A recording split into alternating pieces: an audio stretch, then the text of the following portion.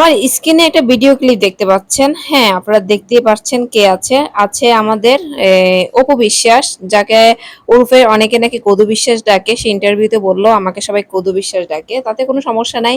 সে নিজে জানে সে কি। যাই হোক, কাজের কথা বলি। সবসময় যে ওনার গীবত বা সমালোচনা করব তা হবে না। মাঝে মধ্যে একটু সুনামও করতে হয়।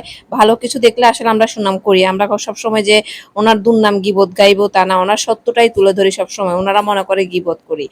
আজকের এই ব্রাইডাল শুটে ওনাকে অন্যরকম সুন্দর লাগছে, যে অন্যান্য ব্রাইডাল শুট গুলা করে মানে চেহারা ফেসে যে একটা বয়স হয়েছে 45 প্লাস 50 প্লাস সেটা বোঝা যায়। আর এটাতে কিন্তু সত্যিকারে একদম নিউ ব্রাইডাল, নিউ বউ, নতুন বউ, নতুন বই লাগছে। স্কিনের টোন, মেকআপ টোন অনেক বেশি ন্যাচারাল হয়েছে, সুন্দর লাগছে। এক কথায় সুন্দর লাগছে ওনাকে। যে সমালোচনা তো করি, ওনার যেটা সমালোচনা করা সেটা করি, সেটা সত্যটা তুলে ধরি। ওনার ফ্যানরা মনে করে ওনাকে আমরা গিবত করি ওনার জন্য না। আজকে সুন্দর লাগছে তাই সুন্দরটাই বললাম।